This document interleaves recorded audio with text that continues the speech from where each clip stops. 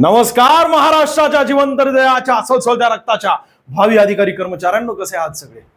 वनरक्षक भरती आता काही दिवसांमध्ये तुमची परीक्षा होणार आहे। त्यासाठी आपल्याला टीसीएस पॅटर्न 2024 मध्ये ज्या परीक्षा झाल्या ना, एकूण 24 शिफ्ट मध्ये झाल्या मित्रांनो तुमच्या सर्व परीक्षा।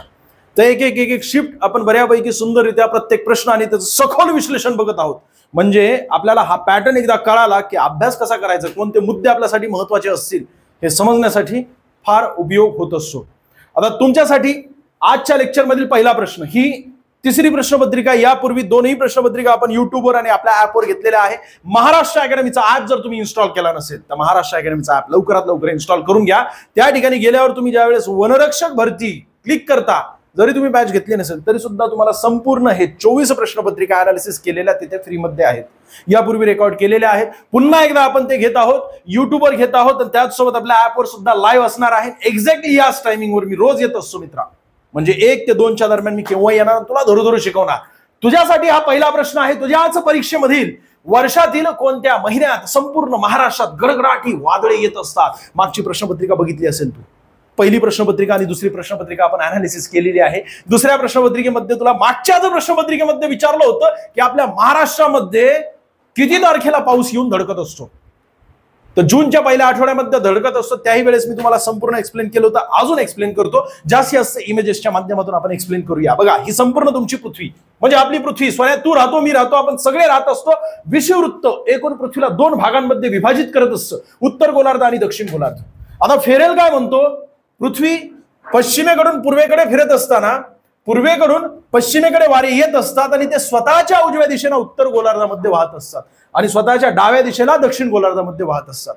उत्तर गोलार्धात वाहत असताना सोन्या बघ ना, तू लक्षपूर्वक जर आपण बघितलं तर या ठिकाणी उत्तर गोलार्धामध्ये स्वतःच्या उजव्या दिशेला वारे वाहत आहेत, पण वाहत असताना ते जमिनीकडे वाहत असतात। समुद्राकडून जमिनीकडे दिवसा वारे वाहत असतात आणि रात्री जे आहेत ना, जमिनीकडून समुद्राकडे वारे वाहत असतात। त्याचं कारणच हे की जमीन लवकर तापते आणि लवकर थंड होते, त्या मानाने पाणी उशिरा तापतं आणि उशिरा थंड होत असतं। ते खारे वारे, मतलई वारे, सगळं काही वनरक्षक बॅच मध्ये सुंदररित्या आपण कंप्लीट केलेले। म्हणजे तुम्हाला हे सगळं काही येणं गरजेचं आहे। पर्यावरण म्हटलं तर पर्यावरणावर तुमच्या एकूण 15 प्रश्नांपैकी 6 ते 7 प्रश्न डायरेक्टली विचारले जात आहेत। वनांचे प्रकार, त्याचसोबत व्याघ्र प्रकल्प, त्याचसोबत ते युनेस्को जागतिक वारसा स्थळ, कसाही प्रश्न असू दे सोन्या आपल्याला यायलाच पाहिजे, कारण तुला त्या ठिकाणी जाऊन काम करायचं। हा सुद्धा तुझा पर्यावरणातीलच प्रश्न आहे। म्हणजे पाऊस आणि पावसाचे वेगवेगळे प्रकार, वेगवेगळ्या प्रदेशामध्ये केव्हा किती तारखेला पाऊस येत असतो, आपल्या देशामध्ये केव्हा येऊन धडकत असतो आणि गडगडाटी वादळे केव्हा येत असतात ते मी तुला एक्सप्लेन करतोय, बरोबर आहे की नाही? पूर्वी आपल्या महाराष्ट्रात केव्हा पाऊस येत होता मागच्या प्रश्नपत्रिकेमध्ये विचारलं होता। या प्रश्नपत्रिकेमध्ये तुम्हाला काय विचारलंय, वर्षातील कोणत्या महिन्यात संपूर्ण महाराष्ट्रात गडगडाटी वादळे येत असतात? याचं योग्य उत्तर काय मित्रांनो, एप्रिल ते मे।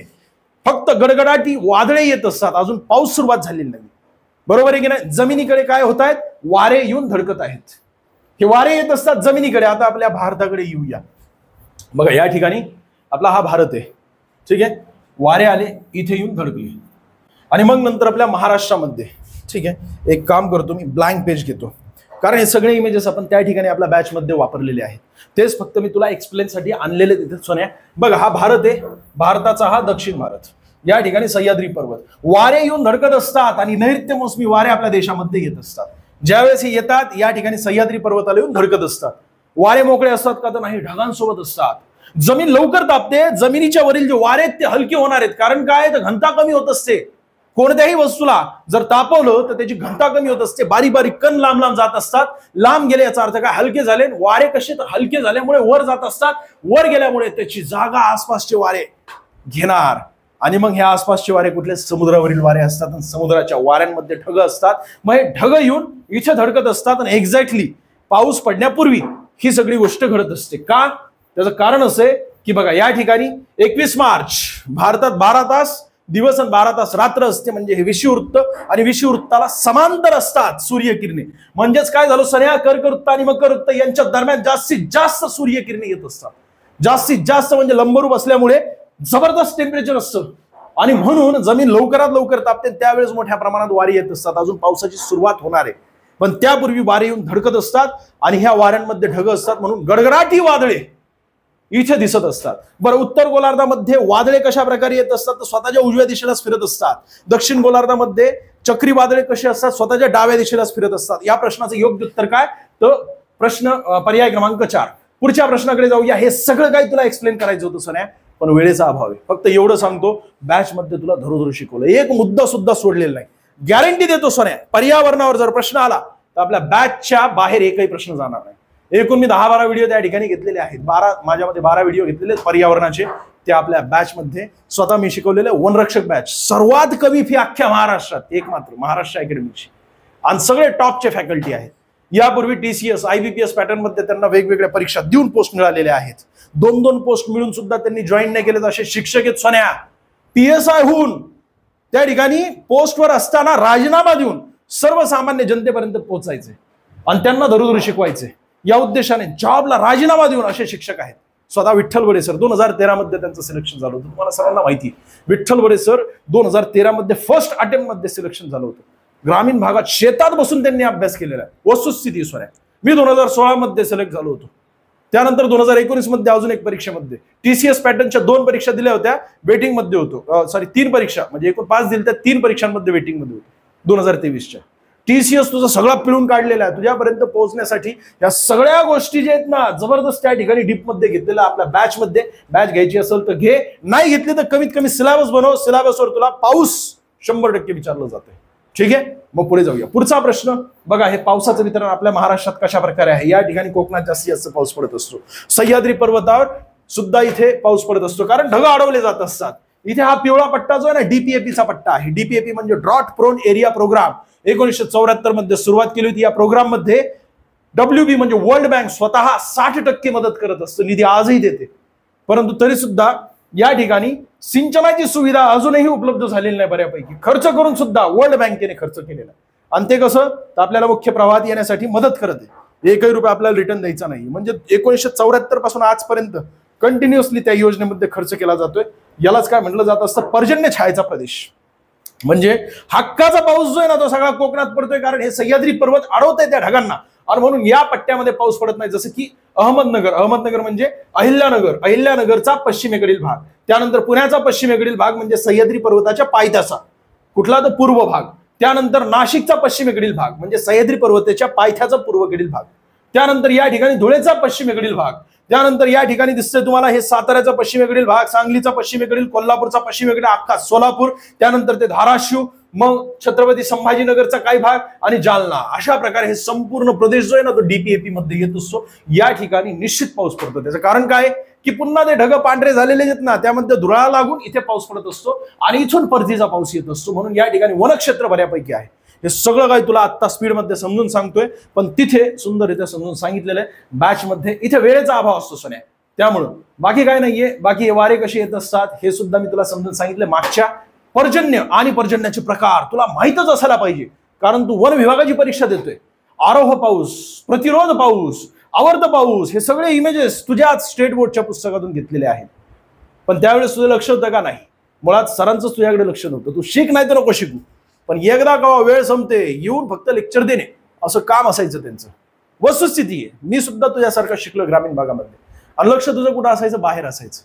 बाहेर कारण का असायचं त्याचं की तू ज्यावेळेस तुझी शाळा सुटते त्याच वेळेस मुलींची शाळा भरत आहे, त्यामुळे तुझं सगळं लक्ष बाहेर असायचं. हा विषय असतो. ठीक आहे, पुढे जाऊया. हे सुद्धा तुझ्या स्टेट बोर्डचे, पण आपली महाराष्ट्राची भूमी, इथे कोकणामध्ये जास्त पाऊस पडतो, इथे ढग अडवले जात असतात. मग रिमझिम थोडा थोडा पाऊस या ठिकाणी पुन्हा वाढत असतो पूर्वेकडील सखल प्रदेश. ठीक आहे. बाकी बघा, भारतीय लेखा परीक्षण आणि लेखा विभागाचे प्रमुख कोण आहेत, आणि ते भारताच्या लोकशाही व्यवस्थेतील प्रमुख मानले जात असतात. कोण आहेत सांगा बरं? याचं योग्य उत्तर काय असेल? भारतीय रिझर्व्ह बँक असेल का रे? संबंध आहे का त्याचा? यंग हिल्टन समितीच्या शिफारशीवरून 1926 मध्ये रिझर्व्ह बँक म्हणजे RBI ची स्थापना करण्यात आली. आपल्या देशाची ती मध्यवर्ती बँक आहे. देशाची मध्यवर्ती बँक असून ती बँकांची बँक आहे.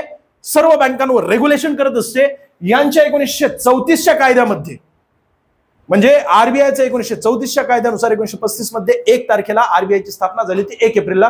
परंतु 1934च्या कायद्यामधील अनुसूचित 2 मध्ये असलेल्या सर्व बँका, या सर्व बँका अनुसूचित बँका म्हणून ओळखल्या जात असतात. भरपूर काय सांगायचं. मॉनिटरी पॉलिसी निश्चित करत असतं RBI. मॉनिटरी पॉलिसी निश्चित करणारी जी कमिटी असते त्याचे एकूण 6 सदस्य असतात. पुढे जाऊया. भारताचे महान्यायवादी आहेत का? तर नाही. भारताचे महान्यायवादी हे कोण असतात? तर भारतीय सरकारचे, म्हणजे आता ज्यांची सरकार बीजेपीची, बरोबर आहे ना, तर बीजेपीचं मत जे काय आहे ते सर्वोच्च न्यायालयामध्ये मांडण्यासाठी. समजा सर्वोच्च न्यायालयाने सरकारला काही प्रश्न विचारले की त्या ठिकाणी, आणि त्याचसोबत न्यायालयीन मार्गदर्शन करण्यासाठी, ठीक आहे, कायदेशीर मार्गदर्शन करण्यासाठी सरकारला महान्यायवादी यांची नियुक्ती केली जात असते. 76वे कलम आपल्या राज्यघटनेचं ते महान्यायवादीसाठी आहे. मग पुढे आहे भारताचे नियंत्रक आणि महालेखा परीक्षक. हेच याचं योग्य उत्तर आहे. 148वा कलम आहे मित्रांनो, घटनात्मक पदे हे. आणि हे ज्यावेळेस पद किंवा 148वा कलम डॉक्टर बाबासाहेब आंबेडकर घटना समिती समोर सांगत होते, एक्सप्लेन करत होते की किती महत्वाचं पद आहे, तर 1.5 तास त्यांनी भाषण केलं होतं सर्व सदस्यांसमोर. घटना समितीचे जेवढे सदस्य आहेत ना त्यांच्या समोर. म्हणजे डॉक्टर बाबासाहेब आंबेडकर हे मसुदा समितीचे अध्यक्ष होते. मसुदा समितीने मुळात 461 कलमे बनवली होती आणि या 461 कलमांपैकी 395 कलमे आपण स्वीकारली, आपण म्हणजे घटना समितीने स्वीकारली. परंतु प्रत्येक कलम किती महत्वाचं आहे आपल्या भारतीय नागरिकांसाठी यासाठी स्वतः डॉक्टर बाबासाहेब आंबेडकरांनी घटना समितीसमोर त्या ठिकाणी एक्सप्लेन केलेले, मार्गदर्शन केलेले घटना समितीच्या सर्व सदस्यांना की कलम आपल्या देशासाठी किती महत्वाचे. तर तशाच प्रकारे या कलमासंबंधित 1.5 तास भाषण केलं होतं महान्यायवादी, महालेखा परीक्षक म्हणजेच काय, कंट्रोलर अँड ऑडिटर जनरल.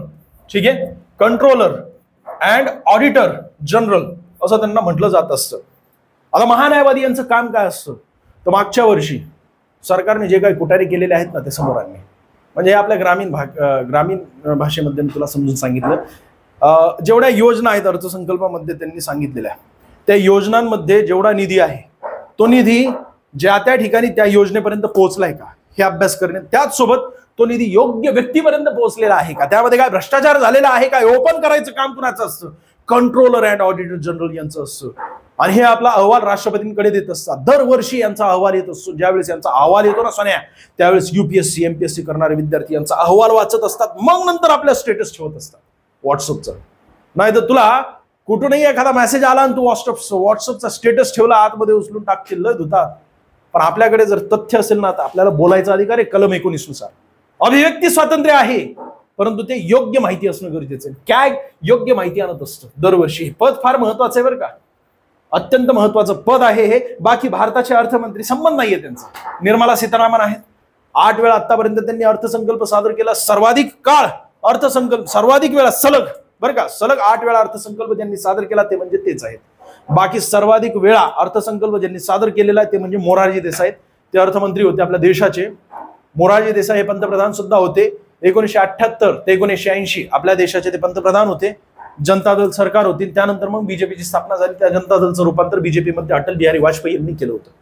ठीक आहे, पुढे जाऊया. याचं योग्य उत्तर काय, पर्याय क्रमांक 3. माहिती घेतलेली नियंत्रक व महालेखा परीक्षक स्थापना 26 जानेवारी 1950 ला या पदाची झाली होती. रचना कशी असते, ते 1 सदस्य असते ही. त्यानंतर नियुक्ती कोण, राष्ट्रपती. राजीनामा कोणाकडे दिला जातो, राष्ट्रपतींकडे दिला जातो. कार्यकाळ 6 वर्षांचा असतो किंवा वयाच्या 65 वर्षापर्यंत. म्हणजे सर्वोच्च न्यायालयाचे जे न्यायाधीश असतात ना त्यांचाही कार्यकाळ 6 वर्ष किंवा 65 वर्ष असतो. महाभियोग प्रक्रिया त्यांच्यावरही चालवली जाते. कुणावर, तर ह्या कॅगवर. महत्वाचं पद आहे. जसं राष्ट्रपतींना पदावर दूर केलं जात असतं, जसं सर्वोच्च न्यायालयाच्या न्यायाधीशांना पदावरून दूर केलं जात असतं, त्याचप्रमाणे कॅगला सुद्धा तशाच प्रकारे दूर केलं जाऊ शकतं पदावरून. म्हणजे विशेष बहुमताने त्या ठिकाणी राज्यसभा लोकसभा त्या तिथे तशा प्रकारे ते निर्णय घेणं गरजेचं आहे. बाकी घटनात्मक स्थिती काय, तर घटनात्मक संस्था आहे किंवा घटनात्मक पद आहे कॅग. 148 कलमामध्ये दिले. हे 148 कलम आपल्या राज्यघटनेच्या भाग 5 मध्ये. सध्या एकूण आपल्या राज्यघटनेमध्ये 25 भाग आहेत मित्रांनो, 395 कलम आहेत. सर मी वेगळ्या पुस्तकामध्ये कुठल्या तरी 460 किंवा 470 कलम आहेत ती वाचलेली. तसलं विचारलं जात नाही. तुला मुख्य कलम विचारलं जातं. असं करू नकोस नाही. तू मागच्या प्रश्नपत्रिका अनालिसिस केल्या तर तू असले प्रश्न ठुसके विचारणार नाहीस मला.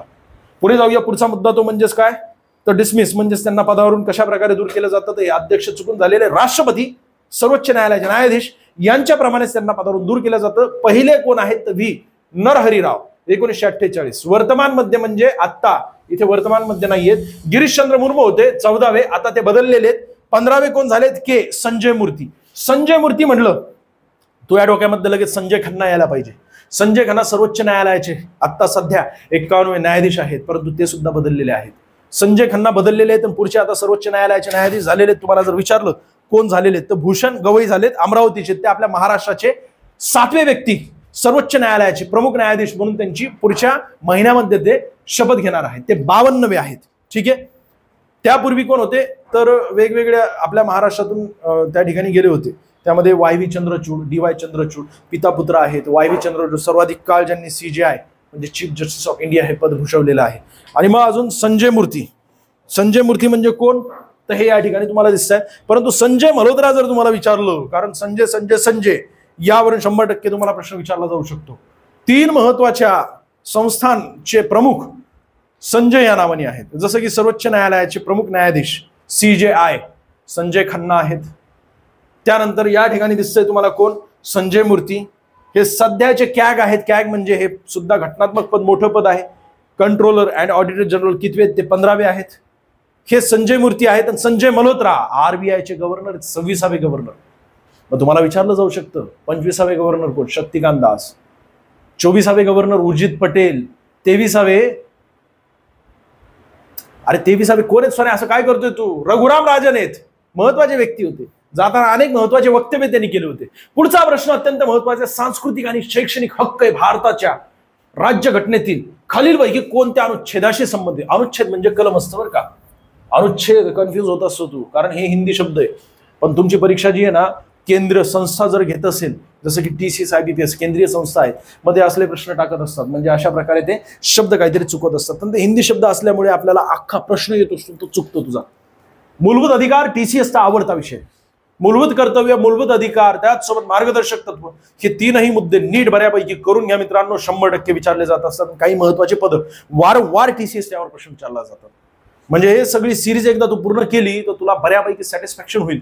सॅटिस्फॅक्शन म्हणजे तुझं मन भरून येईल की अरे एवढा जबरदस्त आपला अभ्यास झाला. 24 प्रश्नपत्रिका, केवळ या 24 प्रश्नपत्रिका सुंदररित्या आपण अनालिसिस केल्या. राहुल सरांनी GSGK अनालिसिस करून दिलं. सोन्या तुला वस्तुस्थिती सांगतो, तुला जेवढे मार्क पडतायत ना त्यापेक्षा जास्त नक्की मार्क पडतील तुला. कोणतीही TCSची अख्ख्या महाराष्ट्रातील कोणतीही परीक्षा असू दे, जर तू दिली सरळ सेवा भरती, 100% तुझे मार्क स्कोर वाढेल.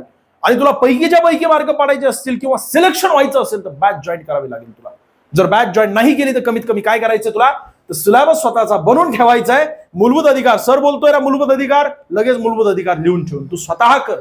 आपल्या बॅचमध्ये आपण कशा प्रकारे केले याचं योग्य उत्तर पहिलं आपण समजून घेऊया. अनुच्छेद म्हणजे कलम 29 आणि 30 याचं योग्य उत्तर आहे. हे कशा संबंधित आहे, तर सांस्कृतिक आणि शैक्षणिक हक्क आहेत. बाकी आपल्या राज्यघटनेमध्ये भाग 3 मध्ये मूलभूत अधिकारासंबंधित तरतूद केलेली आहे. 12 ते 35 या कलमांमध्ये मूलभूत अधिकार दिलेले आहेत. 12वं कलम यामध्ये राज्याचं व्याख्या दिलेली. राज्य म्हणजे स्टेट, स्टेटची व्याख्या दिलेली. स्टेट म्हणजे महाराष्ट्र राज्य किंवा 28 एकूण राज्य आहेत ते का, ते सुद्धा. आणि त्याचसोबत स्टेट म्हणजे अजून वेगवेगळे आहेत. तर स्टेटची व्याख्या त्या ठिकाणी दिलेली आहे. 35व्या कलमामध्ये सुद्धा, 36व्या कलमामध्ये सुद्धा स्टेटची व्याख्या दिलेली आहे. आणि माझ्या मते अजून एक कलम आहे त्यामध्ये सुद्धा स्टेट. आपल्या राज्यघटनेच्या 3 असे कलम आहेत ज्यामध्ये स्टेट किंवा राज्याची व्याख्या दिलेली. 13वं कलम अत्यंत महत्वाचं, संपूर्ण मूलभूत अधिकाराला संरक्षण प्रदान करणार हे 13वं कलम आहे. एकूण तुम्हाला मूलभूत अधिकार भारतीय नागरिकांना किती आहेत आपल्या राज्यघटनेमध्ये, तर 6 मूलभूत अधिकार आहेत आणि 6 प्रकारचे स्वातंत्र्य आहेत. 7 मूलभूत अधिकार होते, त्यामध्ये संपत्तीचा अधिकार 31व्या कलमामध्ये तो रद्द करण्यात आला 44व्या घटनादुरुस्तीनुसार. आणि 6 स्वातंत्र्य होते, 7 स्वातंत्र्य होते, परंतु ते सुद्धा 7वा स्वातंत्र्य जो आहे ना संपत्तीचा, संपत्ती अर्जित करण्याचं स्वातंत्र्य, तो सुद्धा आता आपला रद्द करण्यात आलेला आहे. तुला एक्सप्लेन करावं लागेल सोन्या, संपत्तीचा अधिकार का बरं रद्द करण्यात आला, कारण त्याशिवाय पर्याय नाहीये. TCS मध्ये विचारलं जात असतं पूर्वी किती होते काय होते, ट्रिकी प्रश्न असतात. त्यामुळे बऱ्यापैकी तू नीट समजून घे. बघा, समानतेचा अधिकार 14 ते 18 या कलमामध्ये दिलेला आहे. स्वातंत्र्याचा अधिकार 19 ते 22 मध्ये, यात सुद्धा 14वा कलम महत्वाचा आहे, 15वा महत्वाचा आहे. बऱ्यापैकी एक्सप्लेन नीट समजून घे. त्याचसोबत हा 18वा कलम यावर प्रश्न विचारलाय. 16वा कलम सुद्धा महत्वाचा आहे, म्हणजे ते सेवांमध्ये समानता असते की नाही, जर तू परीक्षा दिलेली असेल फार डीप मध्ये जाईल ते. पुढे जाऊया. 17वा कलम सुद्धा महत्वाचा. माझ्या मते 14 ते 18 मध्ये सर्व कलम महत्वाचे. स्वातंत्र्याचा हक्क यामध्ये 19वा कलम महत्वाचा. एकूण 6 प्रकारचे तुला स्वातंत्र्य दिले गेलेले आहेत. त्यानंतर मग 21वा कलम अत्यंत महत्वाचा आहे. अख्ख्या राज्यघटनेमध्ये मी तर म्हणतो सर्वात महत्वाचं भारतीय नागरिकांसाठी ते 21वा कलम आहे, जीविताचा अधिकार. वेगवेगळे असे एकूण 19 जीविताचे अधिकार दिलेले 19व्या कलमामध्ये. म्हणजे स्वच्छ पाणी पिल्याशिवाय आपण जगू शकत नाही, स्वच्छ हवा घेतल्याशिवाय आपण जगू शकत नाही, एकांतवासात मला जगायचं असेल तर मला जगण्यापासून कोणीही रोखू शकत नाही, तशा प्रकारचं एकांतवासात जर कोणी मला डिस्टर्ब करत असेल, त्रास देत असेल, याचा अर्थ माझ्या जीविताचा अधिकाराचं हनन होत आहे. तुलाच माहित नाही सोन्या तुझे जीविताचे अधिकार किती आहेत. आणि या जीविताच्या अधिकारामध्ये 21 86व्या कलमानुसार 86व्या घटनादुरुस्तीनुसार 21 हे नवीन कलम समाविष्ट करण्यात आलं. शिक्षणाचा अधिकार हा आता जीविताचा अधिकार आहे. म्हणजेच काय झालं, 6 ते 14 वयोगटातील बालक जो आहे ना त्याला शिक्षण मिळायलाच पाहिजे, आणि तेही प्राथमिक शिक्षण आपल्या देशामध्ये जीविताचा अधिकार आहे. म्हणजे लिहिता वाचता येणं गरजेचं आहे आणि आकडेमोड जमणं गरजेचं आहे.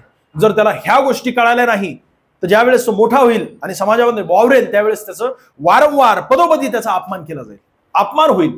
कारण काय, तो अशिक्षित व्यक्ती आहे, तो बरोबर आहे की नाही, त्याला पदोपदी फसवलं जाईल. आणि हा होऊ नये त्यासाठी त्याचा जीविताचा अधिकार 21 मध्ये समाविष्ट करण्यात आलेला आहे. बाकी अजून पुढे जाऊया बघा. धर्म स्वातंत्र्याचा अधिकार, शोषणाविरुद्धचा अधिकार, त्यामध्ये 23, 24 दोन्ही कलम आहेत. त्यानंतर मग 25, 26, 27, 28 असे एकूण किती, तर 4 कलम आहेत. धर्म स्वातंत्र्याचा हक्क, सांस्कृतिक व शैक्षणिक हक्क, यावर तुला प्रश्न विचारला होता, जे तू दुर्लक्ष करत असतो. आणि 32वा जे कलम आहे ते सुद्धा फार महत्वाचे आहे. एकूण 5 प्रकारचे रीट्स असतात. ते रीट्स काय असतात ते नीट समजून घेसो नाही. 32वा कलम अतिशय स्ट्रॉंग आणि अतिशय महत्वाचं कलम आहे. जसं 13वा आहे तशाच प्रकारे 32वा आहे. ठीक आहे, पुढे जाऊया. हे 6 वेगवेगळे तुम्हाला 19व्या कलमामध्ये स्वातंत्र्य दिले गेलेले आहेत. यामध्ये भाषण व अभिव्यक्ती स्वातंत्र्य आहे, शांततापूर्वक आणि निशस्त्र सभा भरविण्याचा अधिकार आहे तुला सोन्या. संस्था, संघटना आणि सहकारी संस्था स्थापन करण्याचा तुला अधिकार आहे. तुला एक सुंदर उदाहरण दिलं असतं पण वेळेचा अभाव आहे आणि त्यामुळे आपल्याला पुढे जावं लागेल. ठीक आहे, बाकी अजून सुरुवात 7 अधिकार होते. 44 घटनादुरुस्ती 1978 मोरारजी देसाई यांच्या कालावधीमध्ये झाली होती आणि त्यामधील हे 7वा जो स्वातंत्र्याचा तुझा अधिकार आहे तो काढून घेण्यात आला. संपत्तीचा अधिकार होता आणि त्याचसोबत 31वा कलम जे ना त्यातील तरतुदी संपत्तीच्या अधिकाराचे आता ब्लँक आहे 31वा कलम, तर ते सुद्धा काढलं. त्याच्या जागेवर आता वैधानिक तुला कायदेशीर अधिकार मिळालेला 301 कलमामध्ये. ते संपत्तीचा अधिकार नेमका काय आहे बॅच मध्ये समजून सांगतो तुला मी. राज्याच्या कारवाईपासून संरक्षित खासगी व्यक्तींपासून नाही. ठीक आहे, बाकी फक्त भारतीयांना उपलब्ध आहे, परकीय व्यक्तींना स्वातंत्र्याचे अधिकार नाहीत. पुढे जाऊया. ज्यांचा अभ्यास झालेला आहे त्यांना हे कळत असेल काय नेमकं. ज्यांचा अभ्यास झालेला नसेल त्यांनी फक्त बघा नेमकं कोणकोणत्या मुद्द्यावर कशा प्रकारे प्रश्न विचारला जातोय. वन विभागावर किती प्रश्न विचारले जात आहेत टीसीएस पॅटर्न 6 ते 7 प्रश्न मी तुला सांगते ना. 15 पैकी 6 ते 7 प्रश्न म्हणजे किती मोठ्या प्रमाणात विचारले जात आहेत. आता तुझे 10 ते 12 व्हिडिओ मध्ये जबरदस्त कव्हर होतील. तुला मी गॅरंटी देतो 6 ते 7 प्रश्न तिथल्या तिथंच तुझे कव्हर होते. अख्खे महाराष्ट्रभरातील विद्यार्थी चुकत असतात. चालू घडामोडी सहित कव्हर केले. जसं की हा प्रश्न बघा, खालीलपैकी कोणत्या प्रकारचे वाघ हे सुंदरबन मध्ये आढळत असून ते केवळ खारफुटीच्या जंगलात राहणाऱ्या वाघांची संख्या दर्शवित असतात. वाघांवर प्रश्न विचारला याचा अर्थ तुला वनांमध्ये जाऊन त्यांचं संरक्षण करायचंय आणि त्यांच्यापासून तुझंही तुला संरक्षण करायचंय. याचा अर्थ काय की तुझ्याशी संबंधित आहे, तुझ्या पोस्टशी संबंधित आहे, 100% विचारलं जाईल. व्याघ्र प्रकल्पाची सुरुवात 1972 मध्ये झाली होती. कैलास सांखला यांनी केली होती. वाघांची गणना दर 6 वर्षांनी होत असते, 4 वर्षांनी होत असते. 2006 मध्ये पहिली गणना झाली होती. 2022 मध्ये आता 5वी गणना झालेली आहे. या प्रश्नाचं एक्सप्लेनेशन देत असताना सगळं चालू घडामोडी तुझं कव्हर करणार आहे. सध्या व्याघ्र प्रकल्प किती आहेत? 58 व्याघ्र प्रकल्प आहेत. जगामध्ये अशा कोणत्या प्रदेशामध्ये सर्वात जास्त वाघांची संख्या आहे? ते म्हणजे सुंदरबन. या ठिकाणी दिसतंय तुला पर्याय सुंदरबन, म्हणजे प्रश्नामध्ये सुंदरबन दिसतंय तुला. सुंदरबन आपल्या देशामध्ये 60%, 40% बांगलादेशमध्ये पसरलेला आहे. प्रदेश जर तुला विचारला तर सुंदरबन मध्ये सर्वात जास्त वाघांची संख्या आहे. एशियाटिक टायगर त्याला म्हटलं जात असतं. भारतीय वाघ म्हणजे रॉयल बंगाल टायगर. पर्याय क्रमांक 1 या प्रश्नाचं योग्य उत्तर आहे. दुसरं म्हणजे जगात सर्वात जास्त वाघांची संख्या आपल्या देशामध्ये आहे. एकूण 83% वाघ आपल्या देशामध्ये आहे. आपल्या देशामध्ये सर्वात जास्त वाघांची संख्या मध्य प्रदेशमध्ये आहे. सोन्या, तुला जर राज्यांचा विचार केला तर मध्य प्रदेश. सर्वात जास्त व्याघ्र प्रकल्प आपल्या देशामध्ये मध्य प्रदेशमध्ये 9 व्याघ्र प्रकल्प आहेत. 9वा व्याघ्र प्रकल्प जो आहे तो त्याच ठिकाणी स्थापित करण्यात आलेला आहे. पुढे जाऊया बघा. संपूर्ण माहिती आणलेली आहे. व्याघ्र प्रकल्प, व्याघ्र गणना तुला एक एक करून समजून सांगायची. आता लक्षपूर्वक बघ.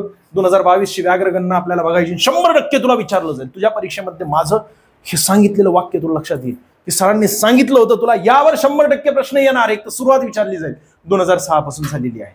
पहिल्यांदा गणना करण्यात आली होती. का बरं गणना केली जात असते? मागच्या तुलनेत आता किती वाघ वाढलेले आहेत? वाघांची संख्या वाढवायची आपल्याला. नामशेष होत आहेत.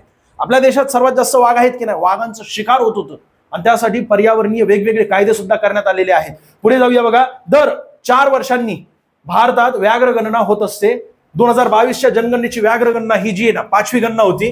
त्यानंतर 9 एप्रिल 2022 रोजी म्हैसूर येथे. हे सगळं काही गरजेचं नाहीये. तुला एवढं लक्षात ठेव की सुरुवातीला 3167 वाघ मोजले गेले होते कॅमेराद्वारे. पहिल्यांदा कॅमेराद्वारे मोजले गेले होते. त्यानंतर पुन्हा एकदा मोजले त्यावेळेस 3682 निघाले. सध्या किती आहेत आपल्या देशामध्ये वाघ? तर 3682. 2018 मध्ये यापूर्वी ज्यावेळेस गणना झाली होती त्यावेळेस 2967. सर तुम्ही 2022 ची माहिती मला सांगताय, चालू घडामोडीची नाहीये सोन्या.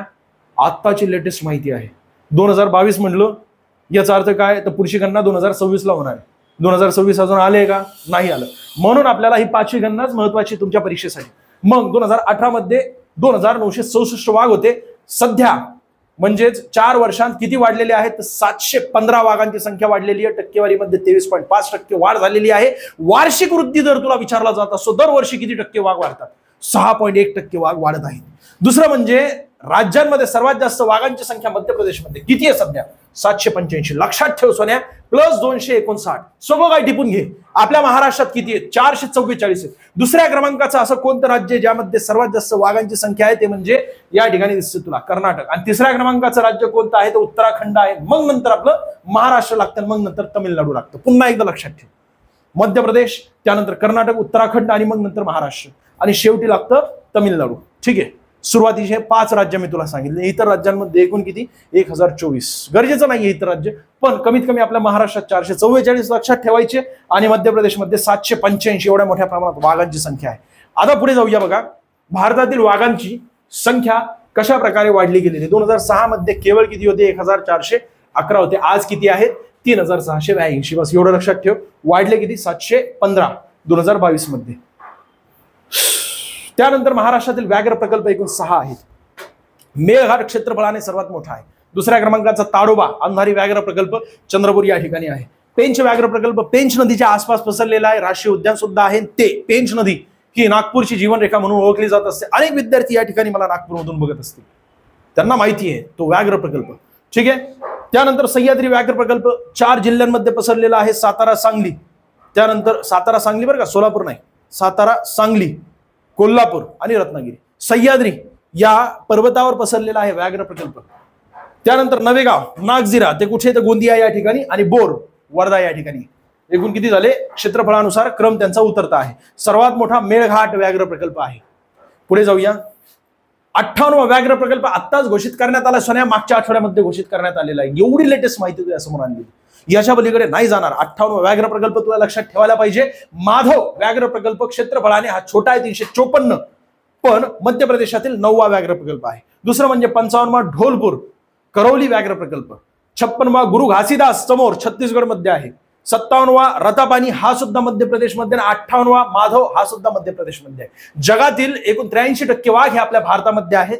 व्याघ्र प्रकल्पाची सुरुवात 1973 मध्ये झाली होती. सुरुवातीला मी 1 वर्ष चुकलं फक्त तेवढं की 1972 मी तुला चुकून सांगितलं, पण 1973 ला व्याघ्र प्रकल्पाची सुरुवात झालेली आहे. व्याघ्र प्रकल्पाची सुरुवात ज्यांनी केलेली आहे त्यांचं नाव कैलास सांखला व्याघ्र प्रकल्पाचे जनक आहेत ते मित्रांनो. भारतातील सर्वात मोठा व्याघ्र प्रकल्प नागार्जुन सागर श्रीशैलम हे आंध्र प्रदेशमध्ये. एकूण विचारात घे ना सोन्या, बघ ना 3296 किलोमीटर स्क्वेअर आणि त्याच्या मानाने हे 10% आहे.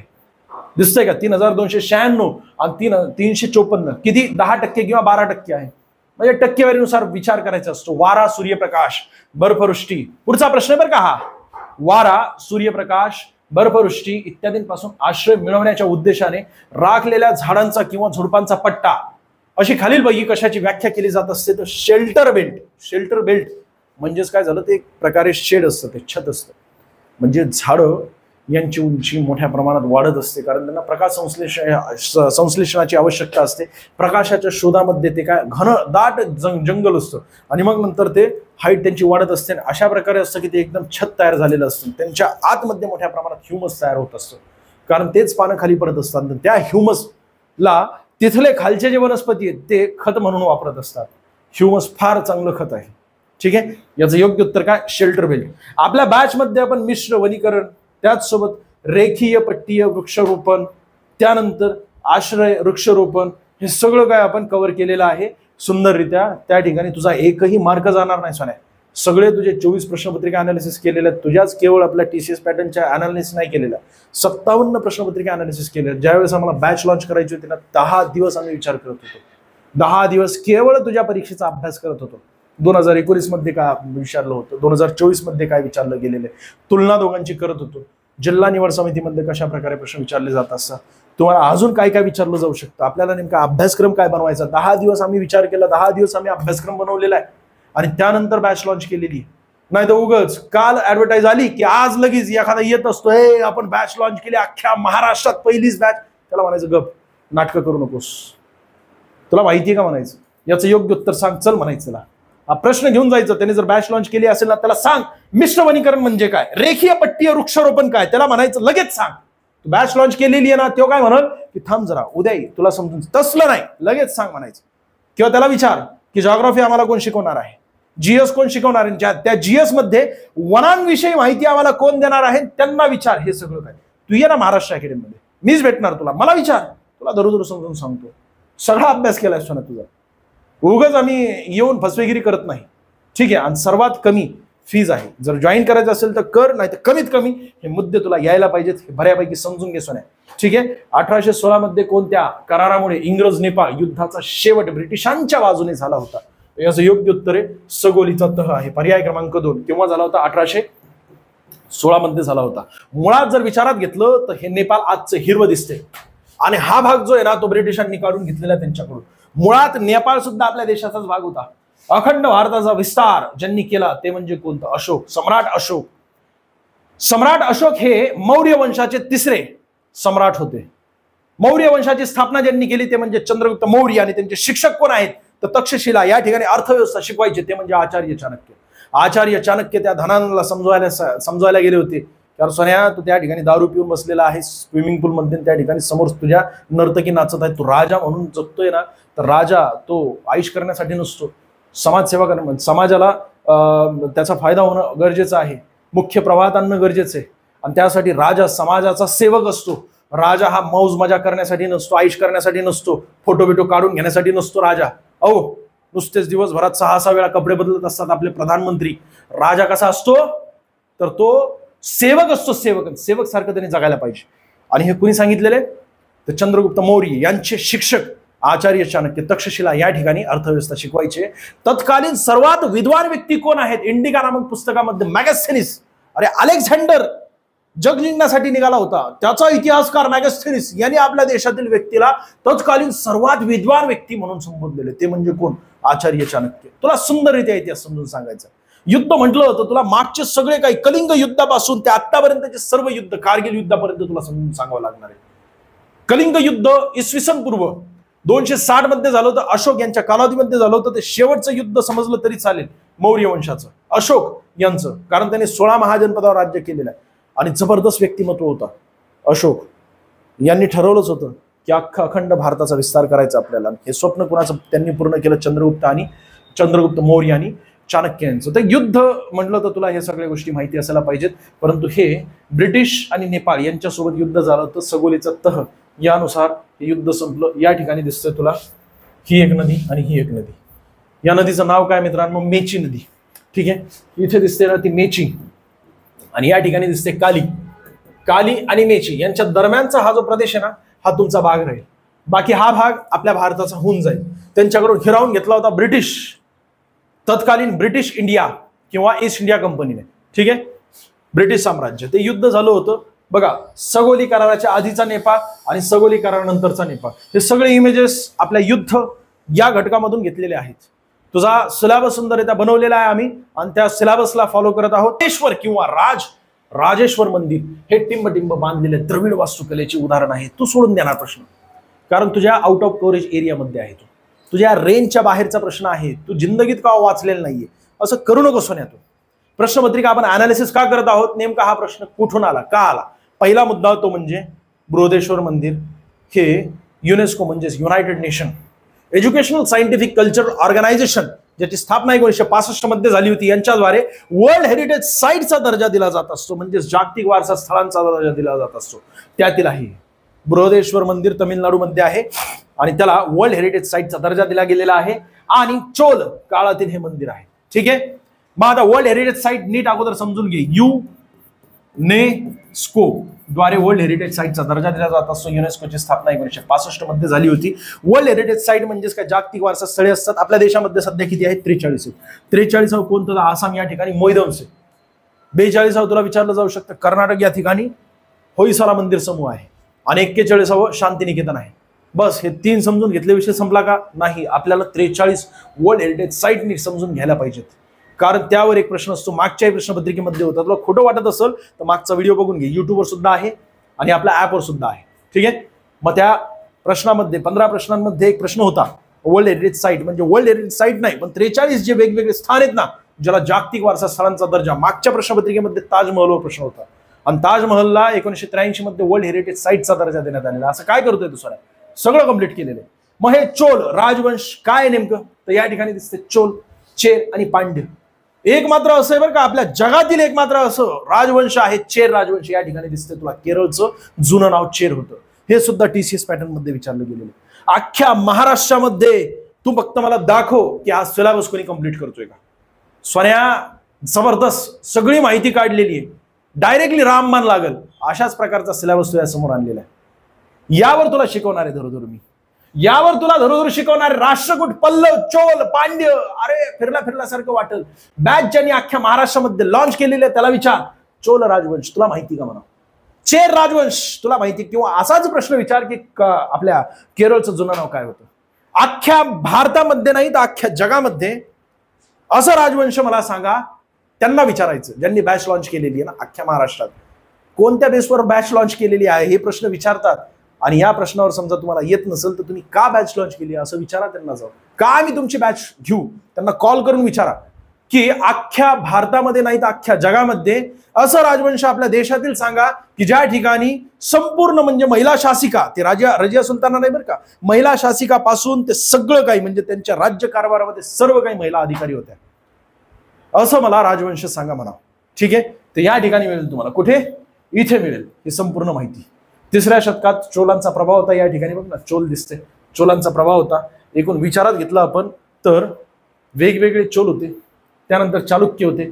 या ठिकाणी दिसतात हे चालुक्य वाताबीचे आणि वेंगीचे चालुक्य. मग कृष्णा नदी राष्ट्रकूट आपल्या महाराष्ट्रामध्ये त्यांचं राज्य होतं. पल्लव कुठे आहेत, पांड्य कुठे आहेत, त्यानंतर चेर कुठे आहेत, चोल कुठे आहेत, याबाबत तुला माहिती समजून सांगावी लागेल. त्यांचा कालावधी समजून सांगावा लागेल आणि त्यांच्या कालावधीमध्ये घडलेल्या घटना. जसं की बघा ना, चोल राजवंशाचा अतिशय महाप्रतापी राजा, त्याचं नाव काय आहे? राजा. ठीक आहे, राजाराज. तो या वंशाचा सर्वात शक्तिशाली शासक होता आणि शैव धर्माचा अनुयायी होता. गरजेचं नाही कोणत्या धर्माचा होता, परंतु महत्वाचे काय, सर्वात प्रतापी आहे ना. सर्व राजवंशांतील एक दोन राजा घेतलेले आहेत त्या ठिकाणी. आणि त्यांच्या कालावधीमध्ये उभारण्यात आलेल्या वेगवेगळ्या वास्तू, जसं की यांच्या कालावधीमध्ये याच्यावर प्रश्न विचारला. प्रसिद्ध बृहदेश्वर मंदिर, राजराजेश्वर मंदिर कुठे बांधण्यात आलेले? तर ते तामिळनाडू या ठिकाणी. तिथेच त्यांचं राज्य होतं इसवी सन 1010 मध्ये. ठीक आहे, म्हणजे 1000 वर्षापूर्वी. बाकी अजून काय सांगता येईल? ठीक आहे, डीप मध्ये आपण आपल्या बॅच मध्ये घेणार आहोत राष्ट्रकूट, चालुक्य आणि चोल यांच्या बाबत माहिती. यांचा कालावधी किती होता? इसवी सन 500 ते 1200 पर्यंत कालावधी होता. पुढे जाऊया. या ठिकाणी हे मंदिर दिसते, बृहदेश्वर मंदिर. इथे सुद्धा मंदिर दिसत आहे. जास्तीत जास्त इमेजेसचा आपण वापर केलेला आपल्या बॅच मध्ये, जेणेकरून तुला इमेजेसच्या माध्यमातून बऱ्यापैकी समजता येतं. 1840च्या दशकात मुंबईत मूर्तीपूजा आणि जाती व्यवस्थेशी लढा देण्याच्या उद्देशाने खालीलपैकी कोणत्या धार्मिक सुधारणेला सुरुवात करण्यात आली होती? परमहंस मंडळी. याच परमहंस मंडळीद्वारे परमहंस सभेची स्थापना करण्यात आलेली. आत्माराम पांडुरंग तर्खडकर यांनी परमहंस मंडळीची स्थापना केली होती. त्यानंतर मग भास्करराव तर्खडकर, म्हणजे तर्खडकर बंधू एकूण 3 होते. या तिघांनी मिळून परमहंस सभेची स्थापना केलेली 1949 मध्ये किंवा 1949 मध्ये. आणि मग नंतर भास्करराव पांडुरंग तर्खडकर, आत्माराम पांडुरंग तर्खडकर आणि अजून एक आहेत बघा, माझ्या लक्षात नाही, पण हे 3 बंधू त्यांच्यासोबत मग दादोबा पांडुरंग तर्खडकर, आत्माराम पांडुरंग तर्खडकर आणि भास्करराव पांडुरंग तर्खडकर तिघही सख्खे बंधू.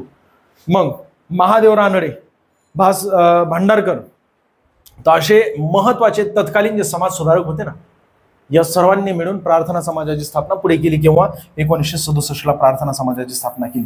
मग ही सर प्रार्थना समाजाची स्थापना मुंबईमध्येच का करण्यात आली होती? त्याच्या मागची कारण काय आहेत? प्रत्येक गोष्टीच्या मागे कारण असतात.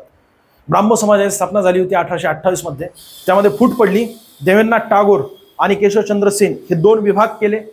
त्यानंतर केशवचंद्र सेन यांची भारतीय ब्राह्मो समाज निर्माण करण्यात आली. भारतीय ब्राह्मो समाजाची स्थापना 1866 मध्ये झाली होती.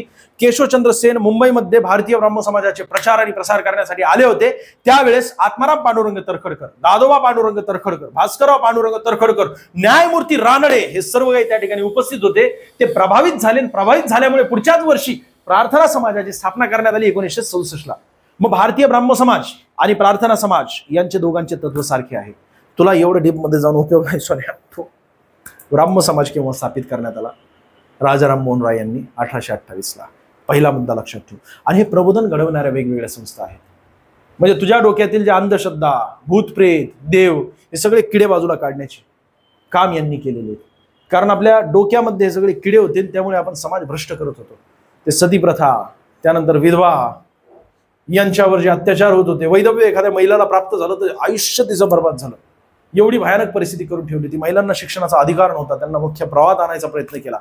म्हणजे सुधारणा घडवून आणण्यासाठी वेगवेगळ्या संस्था स्थापित झाल्या होत्या. वेगवेगळ्या काळामध्ये 1828 मध्ये ब्राह्मण समाजाची स्थापना करण्यात आली. त्यांच्याच प्रयत्नाने सती प्रथा समूळ नष्ट झालेली बंगाल प्रांतामध्ये. मग नंतर मुंबई प्रांतामध्ये 1830 मध्ये सती प्रथा लागू, म्हणजे ते कायदा लागू करण्यात आला होता. लॉर्ड बेंटिंग यांच्या कालावधीमध्ये झाला होता. मग पुढे परमहंस सभेची स्थापना परमहंस मंडळींनी केली होती. त्या मंडळींमध्ये तुला आता मी नावं सांगितले, दादोबा पांडुरंग तरखडकर, भास्करराव पांडुरंग तरखडकर, आत्माराम पांडुरंग तरखडकर, न्यायमूर्ती रानडे, आपले भांडारकर, हे सर्व काही लोक महत्वाची तत्कालीन जी समाज सुधारक होती ना, ज्यांचा समाजामध्ये पगडा होता, समाजामध्ये नेतृत्व करण्याची त्यांच्यामध्ये क्षमता होती, ते सर्व लोक त्यांनी मग परमहंस सभेची स्थापना केली. पुढे प्रार्थना समाजाची स्थापना करण्यात आली. भारतीय ब्राह्मण समाजाच्या जे तत्वे आहेत त्यावर प्रभावित होऊन 1867 मध्ये प्रार्थना समाजाची स्थापना करण्यात आली मुंबई या ठिकाणी. त्यानंतर पुढे सत्यशोधक समाजाची स्थापना महात्मा ज्योतिबा फुले यांनी पुणे या ठिकाणी केली होती. म्हणजे त्यामध्ये सुद्धा एकेश्वरवाद वगैरे हे सगळ्या गोष्टी आहेत, ते आपल्या बॅचमध्ये आपल्याला बघावे लागतील. फक्त मी या ठिकाणी तुला वन लाईनर समजून सांगतोय. हे प्रबोधन घडवणाऱ्या वेगवेगळ्या संस्थांमध्ये आर्य समाज, ज्याला 150 वर्ष पूर्ण झालेली आहेत, 150 वर्ष पूर्ण झालेली आहेत. आणि स्वामी दयानंद सरस्वती यांना 200 वर्ष पूर्ण झाली. त्यांची जयंती 200वी मागच्या वर्षी आपण साजरी केली होती. म्हणून आपल्याला प्रश्न विचारला जाऊ शकतो, आर्य समाज म्हणजेच काय? वेदांकडे पुन्हा चला. स्वामी दयानंद सरस्वती यांनी 1875 मध्ये कॉन्सन्ट्रेशन असणं गरजेचं आहे सोन्या. थोडंसं जरी इकडं तिकडं मन गेलं ना, तर मग नंतर आपला परफॉर्मन्स जो आहे तो वीक पडत असतो. 100% कॉन्सन्ट्रेशन. त्यासाठी मेडिटेशन कर सोन्या. मेडिटेशन जर तू केलं ना, तर तू 2दा जरी 3दा जरी वाचलं तरी सुद्धा तो या डोक्यामध्ये राहील. सकाळी एकदा वाचायचं, सकाळी ते संध्याकाळपर्यंत जे काय वाचलेलं आहे ते दुसऱ्या दिवशी सकाळी वाचायचं, म्हणजे दुसरी रिव्हिजन होईल. आणि परीक्षेपूर्वी जी शॉर्ट नोट्स काढलेली तेवढी एक वाचायची. बस झाला अभ्यास, बाकी अजून काय नाही. आणि शेवटी तर मी फक्त ज्यावेळेस परीक्षा देत असतो त्यावेळेस माझ्याकडे 3 वह्या आहेत, त्याच माझ्या शॉर्ट नोट्स, त्याच मी वाचत असतो. मग पुढे अजून आर्य समाजाची स्थापना 1875 मध्ये स्वामी दयानंद सरस्वती यांनी केली होती. आणि रामकृष्ण मिशनची स्थापना स्वामी विवेकानंद यांनी केली होती, कारण त्यांचे गुरु जे आहेत ते रामकृष्ण परमहंस होते. पुढचा प्रश्न बघा, लोक त्याच्या मूळ ठिकाणाहून स्थलांतरित होतात किंवा त्यांचे राहण्याचे ठिकाण सोडून जातात तेव्हा त्याला काय म्हटलं जात असतं? सोन्या, माझं गाव सोडण्याची इच्छा होती का? नव्हती. पण माझ्या गावामध्ये त्या ठिकाणी रोजगार नाहीये, शिक्षणाची व्यवस्था नाहीये, म्हणून मला पुण्यात यावं लागलं. याचा अर्थ काय? तर मला या सगळ्या गोष्टींनी ढकललं. नाही तर माझी इच्छा होती का? इच्छा नसताना आपण समजा एखादा प्रदेश सोडत असतो. ढकलणं म्हणजे पुश. तुला पुल आणि पुश याचा अर्थ कळत नाही. जॉब मिळालाय तुला, 4 पैसे आलेले, तू 2 व्हीलर घेतलेली आहे, 2 व्हीलर घेतल्यानंतर तुला ती सुद्धा मिळाली, आणि मग नंतर ती आणि तू कुठेतरी जातो फिरायला म्हणजे समजा उदाहरणासाठी बघू आपण, इथं खडकवासल्याला गेला तू. खडकवासल्याला त्या ठिकाणी एका सुंदर अशा काचेच्या हॉटेल, कारण तू सर्वसाधारण हॉटेलमध्ये जाणार आहे का? नाही जाणार. ती सोबत असली तर जाणार नाही सर्वसाधारण. नाही तर तू एकटा असेल तर तू कुठेतरी गाड्यावर संध्याकाळचं जेवण, दुपारचं जेवण चायनीजच्या गाड्यावर कुठेतरी करत असतो, वडापाव वगैरे खाऊन जगत असतो. पण ती असेल सोबत तर तू काचेच्या हॉटेलमध्येच जाणार. इम्प्रेशन टाकायचं तुला सोन्या. आणि मग ज्या वेळेस ती असते, तू काचेच्या हॉटेलमध्ये जातो, दरवाजावर लिहिलेलं असतं पुल किंवा पुश, बरोबर आहे? तुला कळत नाही ढकलू की ओढू. आतला तुला काय करत असतो? असं करत असतो. तुला काय वाटतं की आपल्या पहिरावा किंवा काहीतरी चुकतंय म्हणून आपल्याला आतमध्ये येऊ नको म्हणतोय तो, तिथंच तुझा कॉन्फिडन्स वीक होतो अजून. मग तुझ्यासोबतची जी ताई असते की नाही, तुझी ताई नाही, तुझी ती मैत्रीण असते, परंतु आम्ही ताई बोलतोय तिला. ती जी मुलगी आहे ना, ती काय सांगते तुला? ते म्हणतायत की वड, ढकलू नको, वड. आणि मग नंतर तू वडतो, मग आतमध्ये जात असतो. ही परिस्थिती. पुल म्हणजेच काय आणि पुश म्हणजेच काय हे तुला महत्वाचं आहे. ठीक आहे, पुश फॅक्टर आहे तो. पर्याय क्रमांक 3 याचं योग्य उत्तर आहे. इथपर्यंत आला असेल तुमच्या लक्षात. म्हणजे इच्छा नसताना आपण एखादा प्रदेश सोडत असतो, स्थलांतरित होत असतो. त्याचं कारण काय असतं? एक तर दुष्काळजन्य परिस्थिती असते, बरोबर आहे ना, किंवा मग त्या ठिकाणी पूर आलेला असतो, किंवा त्या ठिकाणी साथीचे रोग पसरलेले असतात, किंवा त्या ठिकाणी जॉब व्यवस्था नाहीये, रोजगार शोधण्यासाठी किंवा शिक्षण व्यवस्था नाहीये त्या ठिकाणी तशा प्रकारची, म्हणून दुसऱ्या देशामध्ये, दुसऱ्या प्रदेशामध्ये जात असतो आपण. त्याचं कारणच ते आहे. पुढे जाऊया. सीमा, रस्ते आणि हे सगळे फॅक्टर तुला इकॉनॉमिक्स मध्ये समजून सांगायचे. इकॉनॉमिक्सवर एक प्रश्न येत असतो. इकॉनॉमिक्स मी स्वतः घेतलेले, तू घाबरू नकोस, सुंदररित्या घेतलेले. अरे तुला उदाहरणांच्या माध्यमातून शिकवलेले. पुढे जाऊया. सीमा, रस्ते, संघटने म्हणजेच काय, बोर्ड, रोड, ऑर्गनायझेशन तुला माहित असायला पाहिजे. स्थापना केव्हा झाली, कमेंट्स करायची व्हिडिओच्या खाली. व्हिडिओ आवडत असेल तर लाईक कर सोन्या. फार महत्वाची माहिती घेऊन आलेलो आहे. व्हिडिओ स्पीडमध्ये होतोय, मला मान्य आहे. आपल्याला कमी कालावधीत जास्तीत जास्त जायचंय, पण तुला सोन्या खरं सांगतो तळमळीने शिकवायचा प्रयत्न करतोय. तुला आवडत असेल तर नक्कीच तुला फायदा होईल. लाईक कर. अधिकार आहे माझा तुझ्याकडून लाईक मागवायचा. 100% तू लाईक करशील. मनापासून तुझी म्हणजे मनापासून जर तुला खरंच आवडत असेल तर लाईक कर, नक्की एक लाईक कर. ठीक आहे. बाकी 9.2 किलोमीटर लांबीचा अटल बोगदा आहे, टिंबटिंबला जोडलेला असतो. आपल्या जगातील सर्वात लांब बोगदा आहे 9.2 किलोमीटर लांबीचा. याचा अर्थ काय महत्वाचा. दुसरा म्हणजेच काय, 2023 मध्ये तो महत्वाचा होता. त्यावेळेस तो उद्घाटन करण्यात आलं होतं, म्हणून 2024च्या परीक्षेमध्ये विचारलं गेलं होतं. मनाली ते लाहोल स्पिती दरी. मग हे पुन्हा पाठ करायची गरज आहे का? अजिबात नाही. आत्ताच लेटेस्ट तुझ्या परीक्षेपूर्वी 2-3 महिन्यापूर्वी काय घडलेले, 6 महिन्यापूर्वी काय घडलेले ते तुला करावं लागेल. दर महिन्याचं आपण त्या ठिकाणी घेतोय चालू घडामोडी, पण तुला हे करावं लागेल. ठीक आहे. 6 महिने कमीत कमी लक्षात ठेव. पुढे जाऊया. महाराष्ट्रातील खानदेश किंवा नाशिक विभागात हा टिंबटिंब नदी खोऱ्यात वसलेला आहे. तर खानदेश कुठं, तर खानदेशची कन्या कुणाला म्हटलं जात असतं? तापीला म्हटलं जात असतं. पर्याय क्रमांक 4 याचं योग्य उत्तर आहे. 724 किलोमीटर वाहत असते. एकूण आपल्या महाराष्ट्रामध्ये म्हणजे अख्ख्या भारतभरामध्ये 724 किलोमीटर वाहते. खसदरीतून वाहत असते. सातपुडा पर्वताच्या दक्षिणेला वाहत असते. सातपुडा पर्वतावरील बैतूल या ठिकाणी बैतूल या ठिकाणी तिचा उगम होत असतो. बैतूल पासून उगम होऊन मग ती अरबी समुद्रात जाऊन विलीन होत असते. तोपर्यंत ती 724 किलोमीटर वाहत असते. एकूण आपल्या महाराष्ट्रामध्ये 208 किलोमीटर वाहते. आपल्या महाराष्ट्राची सर्वात लांब पश्चिम वाहिनी नदी आहे. आपल्या देशाची सर्वात लांब पश्चिम वाहिनी नदी नर्मदा नदी आहे. नर्मदा नदीची एकूण लांबी 1312 किलोमीटर आहे. आपल्या महाराष्ट्रामध्ये एकूण 24 किलोमीटर 54 किलोमीटर वाहत असते. 54 किलोमीटर वाहत असताना एक मात्र उपनदी तिला तवा येऊन मिळत असते. ही सुद्धा खसदरीमधून वाहत असते. विंध्य पर्वत आणि सातपुडा पर्वत यांच्या दरम्यान ती वाहून मग नंतर पुन्हा आपल्या महाराष्ट्रात एकदा प्रवेश करते. ही 2दा प्रवेश करते. ब्रह्मपुत्रा नदी एकूण 2900 किलोमीटर वाहत असते. ब्रह्मपुत्रा नदी ही मानसरोवराच्या पूर्वेला उगम पावत असते. हिचे वेगवेगळे नाव आहेत. सांगपो तिला तिबेटवर म्हटलं जात असतं. नामच्या बरोबर पर्वताला वळसा घालून ती आपल्या भारतात प्रवेश करते त्यावेळेस तिला दिबांग असं म्हटलं जात असतं. आसाममध्ये प्रवेश केल्यानंतर तिला ब्रह्मपुत्रा असं म्हटलं जात असतं. सर ब्रह्मपुत्रा हे असं का म्हटलं जात असतं किंवा त्याचं नाव ब्रह्मपुत्रा हे का पडलं होतं? प्रत्येक गोष्टीच्या मागे कारणे असतात.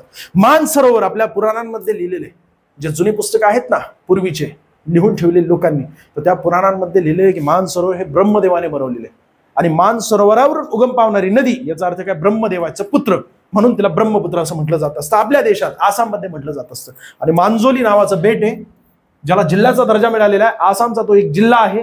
हा नदीवरील सर्वात मोठा बेट आहे जगातील बरं का. नर्मदा नदी झाली, कोसी नदी ही बिहारची दुःखाश्रू आहे. आणि जगात सर्वात जास्त मार्ग बदलणारी नदी कोणती? तर ही नदी कोसी नदी. 192 वेळा मार्ग बदलत असते सोन्या एका वर्षामध्ये. 192 वेळा हायेस्ट तिचा मार्ग बदलण्याचा. म्हणजे किती मोठ्या प्रमाणात ती पूरजन्य परिस्थिती निर्माण करते बिहारमध्ये. ही गोदावरीची गंगेची उपनदी आहे. गंगा नदी अलकनंदा आणि भागीरथी या 2 नद्यांचा एकत्रित संगम गंगा म्हणून ओळखला जात असतो. गंगा नदीचा उगम गंगोत्री या ठिकाणी होत असतो.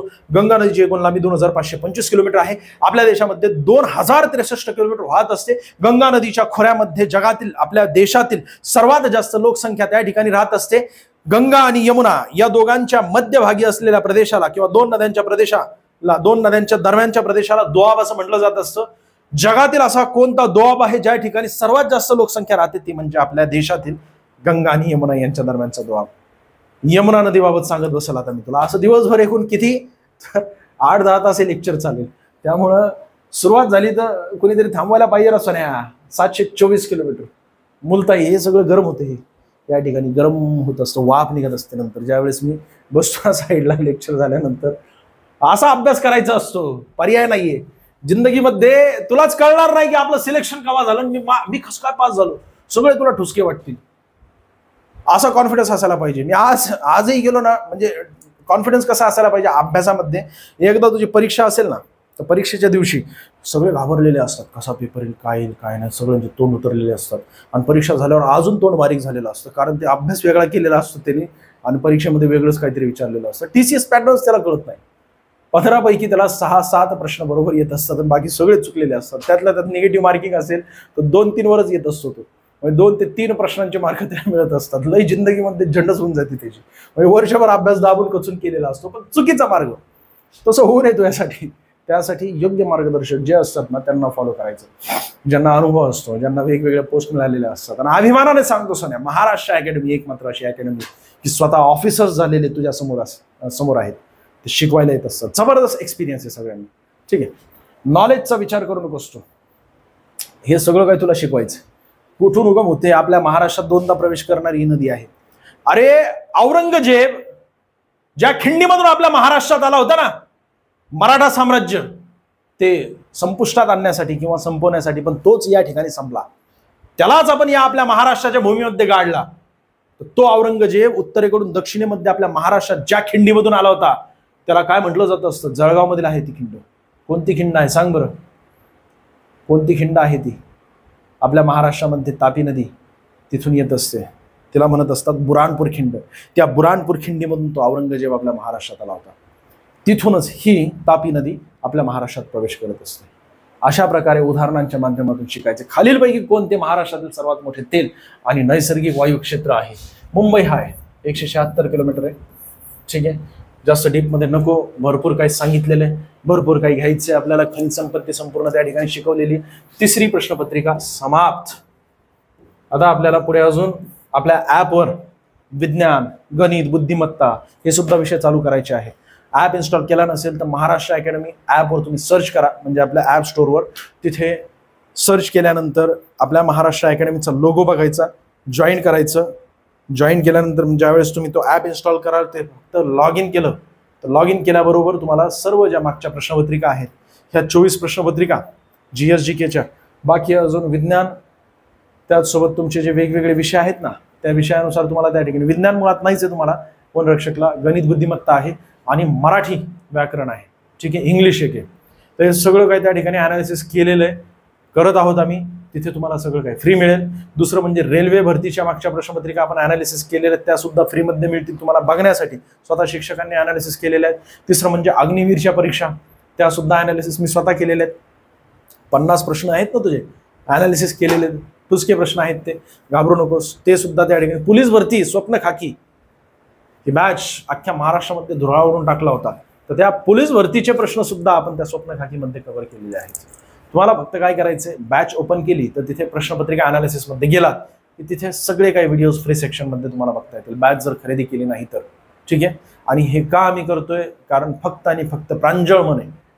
म्हणजे खरं खरं सांगतो, वस्तुस्थिती सांगतो सन्या, आम्ही सुद्धा तू आज जसा आहे तसेच होतो आम्ही यापूर्वी. म्हणून आम्हाला माहिती आहे की ह्या सगळ्या गोष्टी आवश्यक आहेत. ज्यांच्याकडे पैसे नसतात, जे गरीब घरातून असतात, शेतकरी कुटुंबातील असतात, आणि खऱ्या अर्थाने आपल्या बॅचची माहिती त्यांच्यापर्यंत पोहोचवा.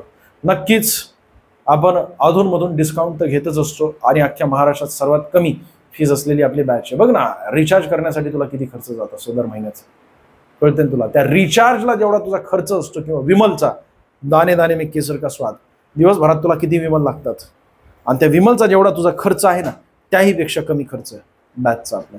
ठीक आहे, काय चुकलं असेल तर क्षमा असू द्या. जास्तीत जास्त आपला व्हिडिओ शेअर करा, लाईक करा, कमेंट्स करा, तुमची प्रतिक्रिया नक्की द्या. धन्यवाद.